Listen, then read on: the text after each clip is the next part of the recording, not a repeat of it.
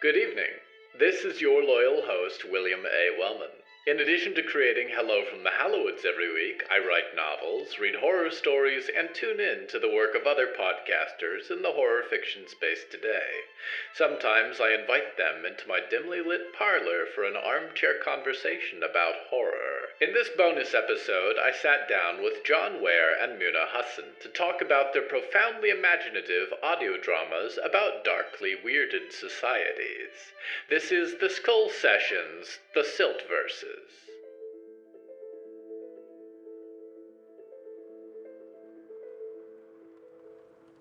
John and Muna, how would you describe yourselves to the average dinner party conversationalist? Well, do we have dinner parties? No, I'm joking. I would probably describe myself as a writer who is finding interesting ways to stop herself from actually finishing a novel. Which is why I end up, sort of careening between poetry and short stories and now audio fiction. So, yeah, a procrastinator, really. I describe myself as a guy with a really cool wife, and then probably I just shove Muna in the direction of the other dinner party guests so she can keep up the conversation. Exactly, like there you go, there you go. And then I could stand in the corner eating canapes or something. I don't know. In writing terms, I'm a horror/weird fiction writer.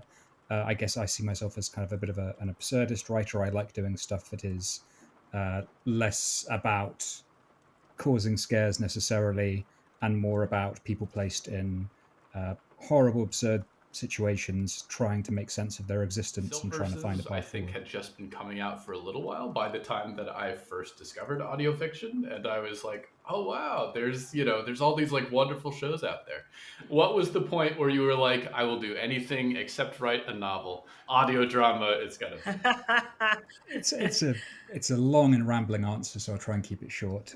We went to university together. We've always wanted to be writers, so we did a creative writing degree in the UK at Warwick University. In many ways, it was a really wonderful experience, and in others, I think it could be quite challenging in terms of both the inspiration that we found there, the different influences. For the first few years, I think we both found it was a lot of the very standard white Western canon. But also, you would really start to get a sense of how hard it is to get traditionally published in the modern era. So there's nothing more disheartening when you are 18, massively narcissistic about your work, but also deeply naive about how the publishing industry works. There's nothing more disheartening than having an industry professional actually come in and say to you, okay, so you need to network well enough that you can get in through an agent, because most agents these days are not accepting unsolicited submissions except in very tight periods and under very tight briefs. That agent needs to like your stuff. The agency needs to agree it's worthwhile to proceed with your stuff. You need to work your way through the publisher to the bookseller, and whoever's designing your cover art needs to be good enough that someone at Waterstones really, really wants it on the table. But this was before the rise of really Amazon self-publishing. It was long before the Martian became a huge hit. So there was that sense of, oh God, we're doomed. Publishing is completely saturated, and we have no chance of becoming successful as writers without being very well connected socially. But there was also the sense of inherited snobbery, that you can't just go out there and do it yourself. That is the loser's way out, basically. Is that a fair starting place, Mana? Yeah, absolutely. I'd probably add to it the fact, just want to expand on what John said about the canon that we had to study. I am a woman of color. I grew up Muslim. There are amazing authors from I guess, like, particularly for me, the continent of Africa, or anyone who doesn't identify as a straight white man, which is a lot of what we were studying. And I felt as if the stories I had to tell just wouldn't be published unless they fit within a very narrow understanding of the experiences I wanted to talk about, which would be through that straight white man gaze. And so I wrote a lot about the diaspora, about the refugee and immigrant experiences, whether that was fiction or non-fiction, because those are my experiences. And I was just constantly told, needed to have more suffering, more poverty, all of that. 12 Years a Slave lens, so to speak. And I just didn't want to write those things. And so I felt, well, that's the only way the publishing world will accept me. And that's really what stopped me from pursuing it in a more, I guess, traditional route. And just to continue, one thing that did happen in the final year of Unity that was quite cool was we had a guest tutor who was the sci-fi author China Mieville, and that was in some ways really refreshing because having someone come on from that background of weird fiction, of the new weird, meant that we were being introduced to lots of new texts and interesting authors. Hans Henny Jun, Dambudzo Marachera, we both were introduced to and have gone on to really, really love. And for me, Thomas Ligotti. China Mieville had us read one of these Ligotti stories. And for me, it really was comparable to the works of absurdism that I'd really enjoyed. I could understand how this was a horror story, but it was also a descendant of Beckett and Kafka and all these authors that I really loved. And that was something that really stuck in my mind. And then years and years and years down the road, and maybe I think 2015 or 16, a friend of mine were just sending we were doing little flash fictions to each other, where the idea was that these were missives and job adverts and personal pages from the most horrific city in the world, but taking on that real Ligottian pessimism of this is a world where the horror is something that is accepted and ignored and treated with apathy by everyone that dwells within it. And that's where the real horror comes from. So we did that for a while, and then I can't remember. There's a more interesting part from this, but I just said to my friend, I'd love to make a go of this. I don't think it's a short story, but I'd love to maybe try recording it as a podcast. And he said, yeah, please go ahead. When I was very small, I used to really love playing around with writing a script and then getting some friends and having them record into a single microphone on someone's living room floor. And we'd end up with a tape cassette that I just listened to and then replay over and over again. Terrible sound quality. Our sound quality is at least now slightly better. But that was something I'd always kind of grown up with and loved the idea of doing. So it made sense for me to try and do it again with I Am an Askew. Remind me, Muna, did you feel roped into that project, or were you, sort of one of the people to be like, yeah, we should do this. Definitely. We should do it this way. I've always, as you would do with your friends, with your partners, I've always tried to encourage John and try to push him into kind of writing what it is that he wants to write, because honestly, who cares about the gatekeepers anymore? The internet can be a very horrible place, but it can also be an incredible place. It allows your community, wherever they are, to find you and for you to find your own community. And I thought it was just so deserving. His work was so deserving of finding that community. So yeah, when he started writing I'm in his queue, I was doing what I now still do with Silt Versus, which is read it over, make suggestions. I say make suggestions because, to be honest, neither of us are very good at taking suggestions from the other person. It's very much like, no, this is my craft, how dare you? But we got there in the end. And then I was also, I use this term very loosely, a voice actor. There were the two of us who were doing the narration because it's a narrative audio drama. And I listen back to it and I'm like, no, it's not good, but or at least I'm not any good. But yeah, that's kind of how I guess got roped into it. Many of the kind of contemporaries that I look around to in the horror podcast space are still essentially working on their first show. A lot of them have made a long run of it, but I don't see a lot of contemporaries that have already finished and completed one show, set it to the VHS tapes of history, and then moved on to go create something new. Over the course of creating I'm an Askew, what did you find that you wanted to carry with you when it came to making the next show? Were there any points through that where you were like, we've done it this way. This is how it works for this show. But next time I want to do something different. I'll let John particularly speak about the writing side of it. I do remember us discussing the fact that we are terrible voice actors and we should definitely not continue to be the main voice actors anymore. And like, I'm going to be honest, we had absolutely no idea that people would um, that the work we wanted to do and make would resonate with people. We very naively put a call out on our website and on our Twitter and said, look, we're writing this new thing. Here's the first chapter. Does anyone want to audition for it? And we got something like 70 or 80 people auditioning for it, which was absolutely brilliant, but not at all what we expected. So, you know, we've said this before, but we were so naive in what we were doing. We didn't know what we were doing, and we didn't know that we didn't know. So we just kind of headlong carried on.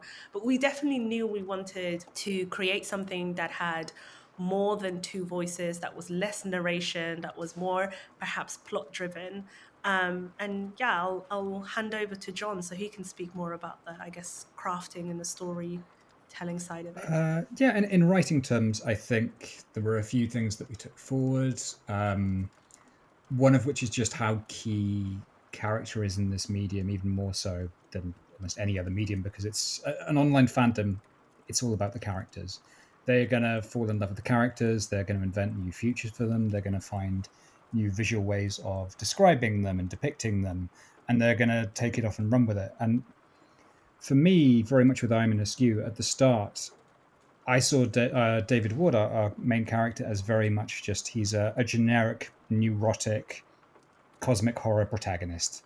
His job is to be very twitchy and nervy and to lose his mind over the course of 30 episodes. And over time, you start to realize that there's more to him. You start to pull out the depth. And I'm in Askew only really picked up an audience when it was already over. We certainly, for the first year, didn't see any fan art, any real mass engagement to the scale which we do still to this day, which is so lovely. It took a long time to realize that people were really invested in this character and how deep they related to him. So thinking very heavily about it being character first, about making sure our characters had interiority to them. And then also about variety and diversity in storytelling. Something that audio drama is very good for and that we've really lucked out on with I'm in Askew, where the whole point is it's an ever-shifting cosmic horror city where the protagonist can find himself in any situation at the start of a new episode. It was kind of like a horror quantum leap, where there's always new opportunities for storytelling because there can be a different monster or a different concept around every corner and in every episode. So something that we really wanted to take forward and we had to work really hard to find ways of fitting into the new show was when it's more of a linear plot, when it's more grounded in terms of the storytelling, the characters are in spot A and they have to get to spot B.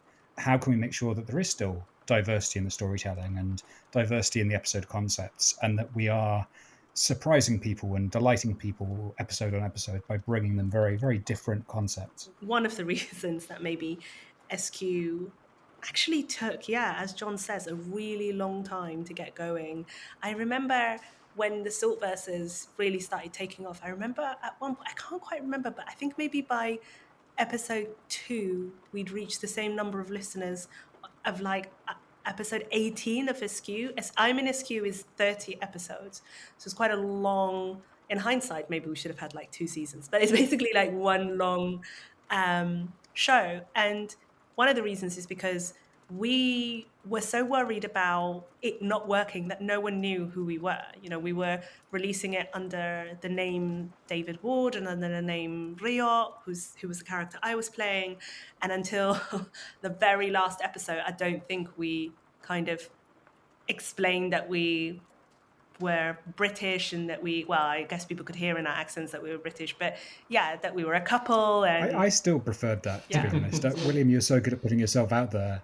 But every time I see my name mentioned on Twitter or on Tumblr, it feels strange and invasive, and it's being seen.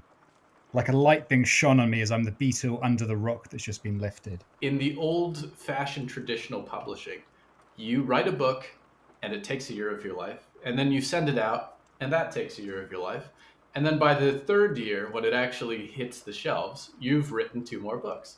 It's a memory of the past. When people start reacting out to the book that's on the shelves, a lot of time the author is like, "Oh yeah, I'd almost forgotten. Like I'd written that. Glad you're enjoying it. You'll like what I've cooked up in the year and a half it's taken for that to get published."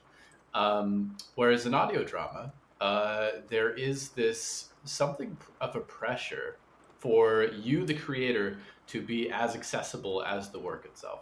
And that in order to like gain an audience, it has to be the spotlight on you, the creator, and what you do and the writing that you are capable of. And you become a little bit of an internet celebrity in a way.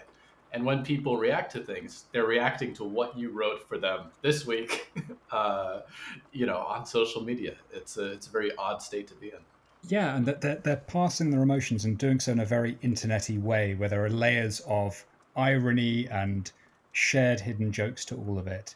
And so I think it was I saw Harlan, who does Malevolent, a little while back, saying that he finds it really tough when people are saying, "Hey Harlan, fuck you, because that was such an emotional twist. It really hurt me." And of course, it's that they're trying to pay a compliment, but it's in a very internety way where there are layers of aggression that you have to ignore because you have to understand that they're not to be taken seriously.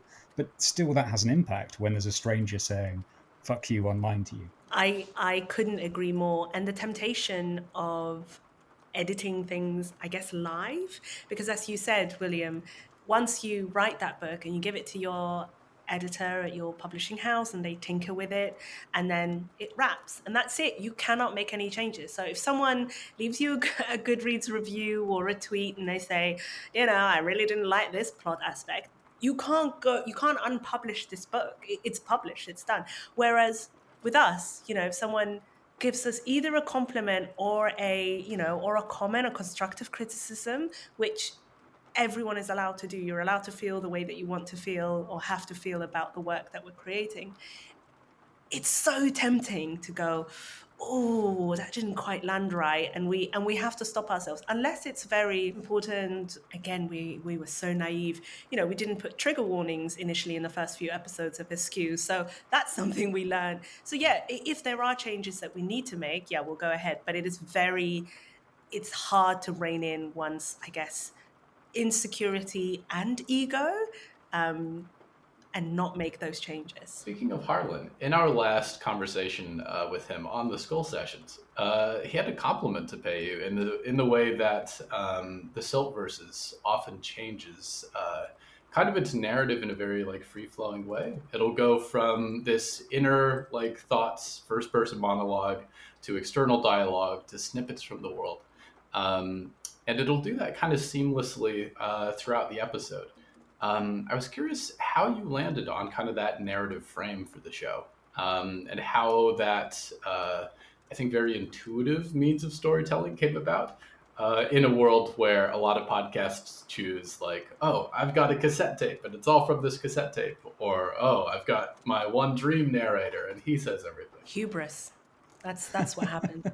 Absolute and utter hubris. No, I'm joking. John, go ahead. I mean, that's so lovely of him, and I think everyone knows, of course, that Malevolent, it very much came across the perfect way of conveying exposition without requiring a tape recorder, in having the shadowy demon inside your head who's telling you what he can see. So it was a couple of things, and I think like many artistic decisions that turn out quite well. Some of it was accidental, some of it was deliberate. The accidental was very much, we were moving from I Am in Askew, which was purely monologue format, to a full cast show. I was still feeling out, well, how much can we deliver via dialogue? How much do we need to be just sticking to this monologue format that I was familiar with? But then as well, this was meant to be a story about ideologies and people with secrets who have their own private perspective on the world, which is very different to what we're seeing in dialogue. And so having the characters able to step aside and deliver almost a confession to the audience about what they're really thinking about the situation was so important. And equally with the world building.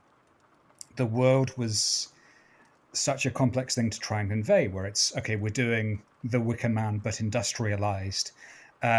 there would have been far too much to get across without it being ultra clunky in dialogue. So having that extra space where we could step away from what the characters were saying to each other and just get into their heads was so vital.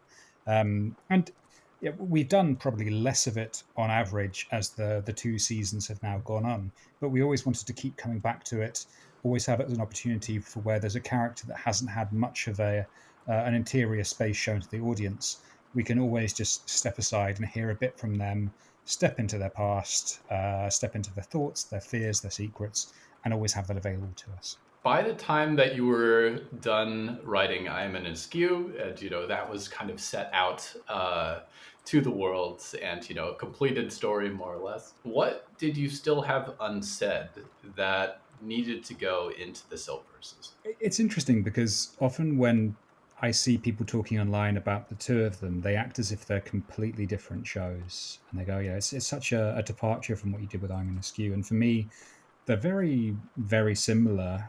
When I started up thinking of the Silt verses, I was imagining very much that I'm an Askew is Inferno and this is Purgatorio. We're moving from depicting modern life as the isolated individual who can trust no one, trust nothing around him. He is in a world that is going to devour him and keep devouring him, and he's going to atrophy every day he remains in this existence.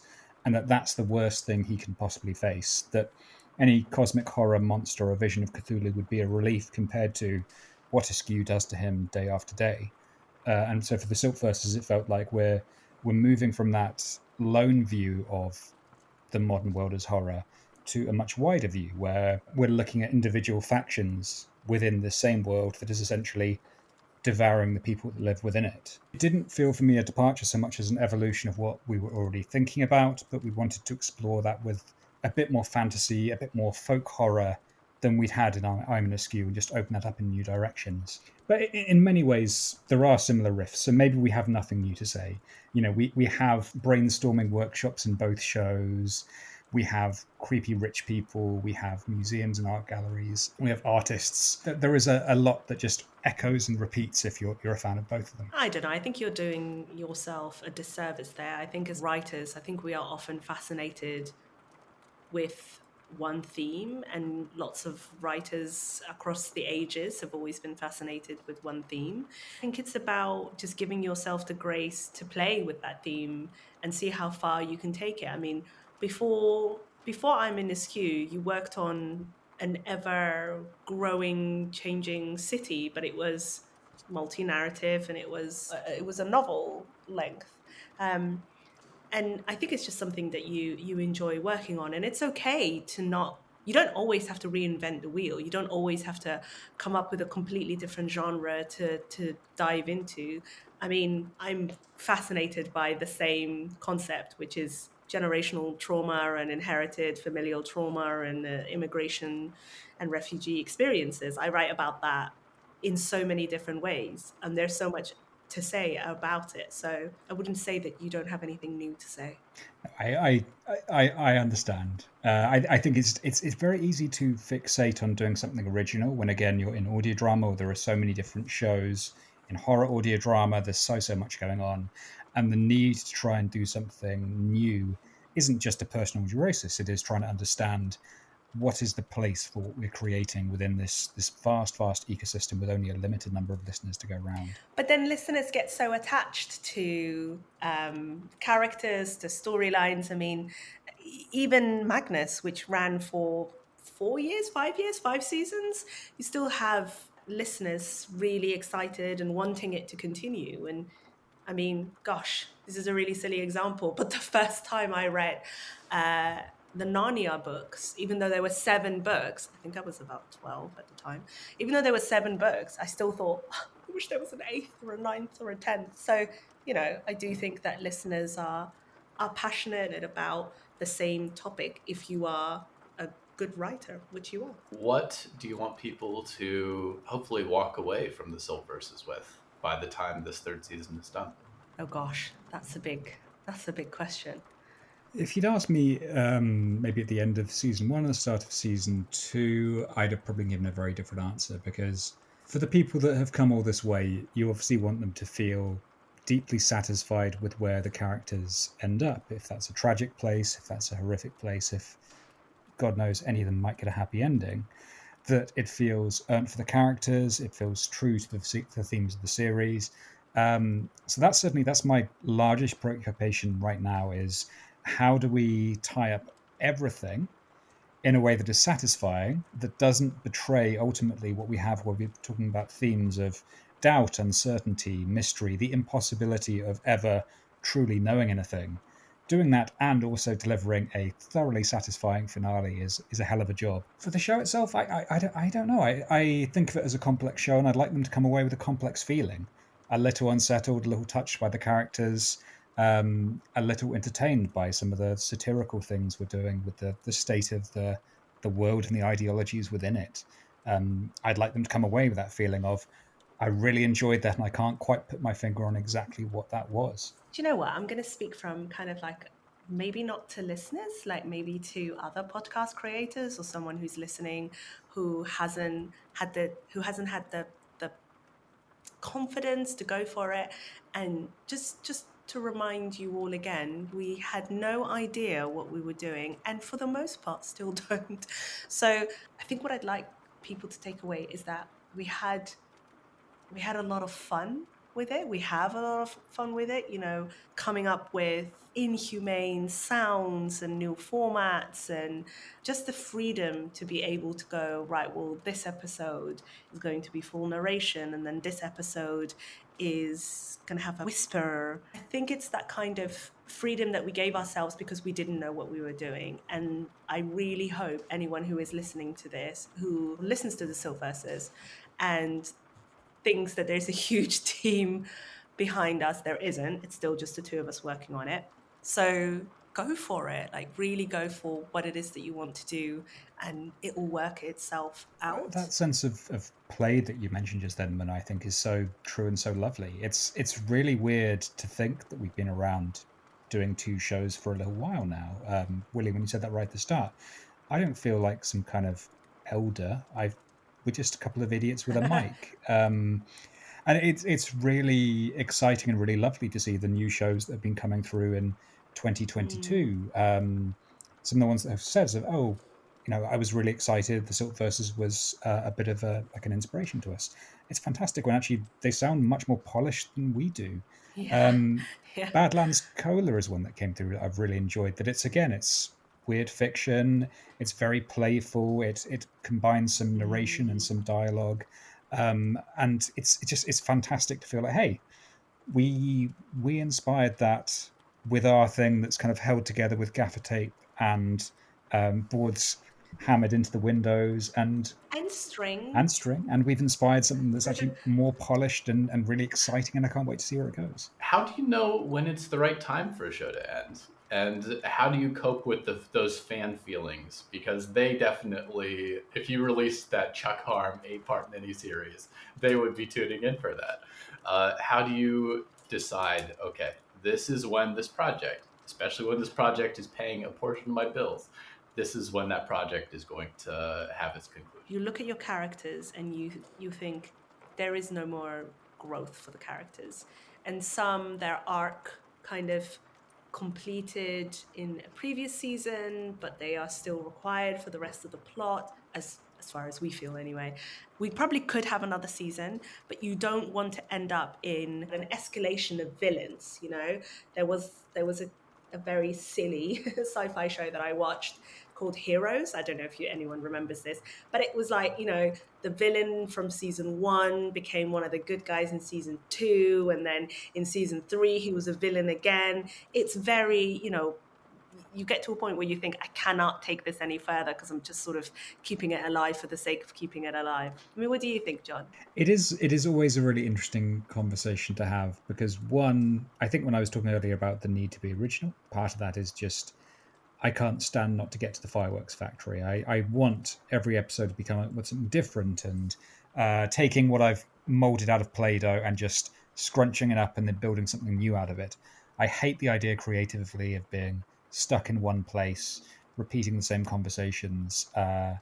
which in podcast terms can very much be, characters standing in a room arguing about the next decision they're going to make, never quite getting to where they need to go because everything is expensive and it's easy to drag things out with lots and lots of dialogue. So for me, I'm always gunning to move on to the next thing, to end it. And so when I feel that a character has reached the end of their story arc, when I feel like the world has expanded as far as it can go, I'm probably over impatient at saying, we just need to finish it. Actually, earlier today, writing season 3, I think I realized it was time, because the same thing happened with I Am in Askew, where suddenly I felt like I could explain what the show is trying to say in a sentence. So, when you're starting out with a show, you have an idea of the themes, you know what you're going to explore, what you're going to play with. And then suddenly with I'm in Askew, I thought, oh, well, this is a story on one level about mental health, about the difficulty of trying to appear well when, as far as you can feel, the whole world seems to be deeply, deeply fucked up and no one else seems to realize it but you. This is a story about late stage capitalism trying to force people into roles where they don't belong. It is the story of cancer. It's the story of a city that is not really a city, but is instead something tumorous and toxic that keeps spreading and spreading, but doesn't, like in the sense that cancer is trying to be a cell. I didn't say it was a good or coherent sentence, but I could still explain it in a sentence. And so for me, with the Silt verses today, I was thinking of, well, what's this show about? And I was like, well, it's about the fact that we're living in a world that allows for a multiplicity of different narratives that all support the same establishment apparatus. And there are old ways of doing things that are opposed to it, but even those are built on the same foundations. How on earth do we find a way out of this and move to a new society where things are better? And you go, well, that's actually a really simple idea. That's just a Marxist critique of ideology. Okay, done. Close the laptop, the series is done. But it's helpful when you're coming to the end of a show to suddenly realize, oh, that's what we're getting at, because then you know how it needs to end up. But if you have that thought at the start of a show, it's going to kill it, because then this just becomes dogma and a didactic work and it can't really breathe. So for me, that's how I know. You'd had a quote the other day, and I really enjoyed it, which was, when you're 2 seasons into a show and writing the third, you begin to feel like everything is plot. And in a similar way, I feel like somewhere along the line, it can be easy to fall into what was once sort of this fun, explorative thing becomes almost like a product that you need to deliver on to a certain extent. You need to pace everyone's character progressions. You need to get them all in the right place. You sort of need to like line up all your ducks for the finale. As you are writing season 3, like how are you hanging on to that sort of sense of fun? Okay, so I've consistently said we don't know what we're doing, but we are learning as we go along. So I would say that season 2, particularly when we took the sound design in-house, and for those that don't know, John does the sound design as well as the writing, there's so much more that we learned, and that has allowed us to understand the fun that you can have with it. So I mean, I don't want to speak for you, but I think you're probably still having a bit of joy with it, I hope. Otherwise, it makes me bursting in on you saying, come on, I want to see that chapter. Just really painful. It is so painful. No, the honest answer is I'm doing a lot more rewriting with the season than I have with any other season, and I don't begrudge the time or the effort that it takes to do that. Because, yeah, like you said, William, the thing is it's more limited. The characters are now on the end stage of their journey, and so you can't really go, well, guys, we're rushing towards our exciting climax where we're trying to overthrow the established order. Now let's stop off at this mysterious diner by the roadside so we can have a little side quest and a Monster of the Week adventure, and we do something different. It forces you into a linear narrative because the stakes are so high, and we all understand that we need to get to the big finale. So a lot of the writing has been going, this is doing what it needs to do functionally. It's getting the characters from point A to point B, but it's not fun. It's not doing anything different for me. It's going to feel very much like it's just repeating old ground that we've been over before. So what can we change to make it interesting? How can we expand a character in a new way, or see a different location or a side of the world that we haven't seen before? without it feeling like we're taking a massive unnecessary detour for the sake of originality. Something that has been impressed upon me, at least, is that a good story needs a good ending. And even when it comes to what I hope is a longer term project like Hello from the Hallowoods, that is always something I'm trying to keep in mind as we get there. Is that like there is a destination that needs to happen? I think it's really interesting for us as podcasters because people don't just judge us in real time. So in the era of the mystery box shows that were meant to go on forever, Lost and what have you, where the idea is we don't really have a perfectly coherent vision for the finale. Sorry, Lost, you didn't. But we are going to keep teasing this along for as long as we possibly can. In some ways, that's applicable to podcasters because it's a serial medium. Because if you're doing it in a format that is easy to produce, you can have just an episode of teasing new mystery after new mystery week after week and keep that going for as long as you possibly can. But people get to judge us retroactively. So we were talking the other day, I think, William, about the fact that on Apple Podcasts, you could get someone that leaves a 5-star review, and then you look back 2 years later and they've said, well, I loved the first 3 seasons, but then I think you lost it, so I've revised my rating from 5 stars to 1 star. And so you get not just the fact that people say it's gone downhill, but the fact that actually your reputation and your brand are ruined in retrospect by the fact that you've gone on too long rather than stopping when you needed to, which I think is fascinating and very strange and quite upsetting. Now, I know probably that you are not like able to, talk specifically about whatever is coming next after Silt versus. But I am curious, as you're coming up on the finale of this show, what are some things that you would like to do next time? Are there any stories that have been sort of germinating in the background, but you haven't been able to do yet? Muna, are you going to get that novel done? Oh God, what can I give away? Can I say similar genres with maybe some dark comedy horror is one? I don't know why you're being so coy. I'm gonna spoil everything. You're not supposed to spoil everything. No, but this is our chance. This is to pitch. I want to do this interview and then have people on the Hallowoods Patreon going, yeah, I want to see that. Want to generate interest. Okay. Which one do you want to talk about? Well, the one that I've had on my mind for a really long time is basically I loved the Terror season 1. Great season of horror television. Absolutely adored it, and I was just very mad that partly because of the reaction to season 2, I don't think we're going to get more seasons of historical anti-colonial horror popping up anytime soon. So I really just wanted to take that ball and run with it. I would love to do a historical horror story about Septimius Severus, the Roman emperor who, in his final years, with his 2 warring sons beside him who were plotting to murder each other, marched up into the north of Scotland, hoping to unite the empire, and in doing so, unite his sons. His men were massacred in great number, depending on which historian you believe, by the Caledonians, who were the local tribe at the time.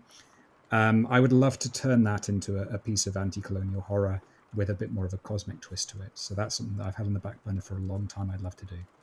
Shakespearean tragedy, it's horror, it's everything. I have been mulling over. This one's really hard to describe in an elevator pitch, but it is essentially a sci-fi that focuses on those themes that I've touched on earlier. And it is essentially an exploration of the pitfalls that immigrants and refugees can fall into, where they are abused by the system, as well as the relationship between second generation individuals, the children of the first gen immigrants, and how there is a disconnect between those 2 cultures. So it's a mother and daughter, and there's lots of kind of bodies being used by the government for scientific purposes, and yeah, that's kind of where it is. It's more sci-fi than horror, although there are lots of horror elements. I am much more into sci-fi than horror, she says. You've just kind of gotten sidetracked into the horror as you've gone on. I know, yeah, exactly. I think this is something important to keep in mind when it comes to fans being like, oh no, I'm so mad that the Silt versus is ending. I love this show. I love these characters. I can't believe you're ending the story. That although they go through this period of grief, as we all do when, C.S. Lewis writes The Last Battle and puts a nail in the Chronicles of Narnia, there is still something new over the horizon. And like everything that you loved from the story and all the things that caused you to fall in love with the story, you will probably see some semblance of in the next thing that creator works on. And that creator will get to say something new with what's coming next. Absolutely. As well. Beautifully put. An adventure stalking along a misty rock beach, fogs rolling in the distance. They stop as a giant crab heals itself up from the rock, goes scuttling backwards. Beneath the crab, jammed into the stones, are the skeletons of John and Muna. And they tilt towards the camera and whisper their last advice. I honestly feel like I have none to give. I don't feel like any writer should give life advice. We are, in so many ways, as distant from life as can be. We're living in fictional worlds. Okay, I'm gonna say something, and John is obviously going to say that I'm being a nihilistic anarchist, which is basically the function I fulfill in our life. Look, the world is a dumpster fire. And every day there seems to be another reason to rage or despair. So if you want to create, go ahead. If you want to consume art, go ahead and support the artists that you do if you can. And essentially, I guess the only bit of advice I'd give is, again, to fledgling writers and podcast creators and audio drama writers, try not to see a finished product as your starting point. So remember that where you are, if you are wanting to start out, is probably already quite a bit further than where we were. Absolutely. And John? I've got nothing. I view life as a great and terrible mystery, and we're all just hopeless, crawling things trying to make our way through it as best as we can. I think there's something beautiful and something joyful in that, regardless of whether we succeed. It is the one great active play we have is to try and make sense of our existence. This is going to be like a really kind of fun, light-hearted Skull Sessions, isn't it, William? We're killing this. I was about to say, like, we're killing this. The Hussein Ware household is a barrel of laughs, I tell you. Every day barrel of laughs. Live, love, laugh. burn. Oh, okay. Excellent. Thank you so much both for making the time to impart to us live, love, and burn, and so many other thoughts today. It's been a true pleasure, and I cannot wait to see both the big finale for the Silt Versus and to continue tuning in as you keep releasing amazing stories after this. You're both so talented, and it's such a pleasure to talk to you today. It was such a pleasure to talk to you. Thank you so much. Thank you so much, William.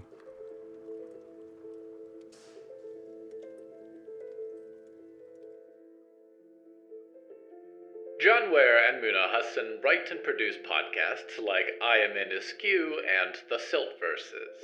You can find them online at www.thesiltverses.com. The Silt Verses follows Carpenter and Faulkner, acolytes of the forbidden Trawler Man, as they make a dangerous voyage across a land filled with decrepit industry, deadly martyrs, and dangerous gods. After all, belief is more dangerous than anything. Hello from the Hallowoods is produced by William A. Wellman. That's me. For first access to new Skull Sessions with other voices in the horror podcasting space, look to the Hallowoods Patreon at patreon.com/Hallowoods.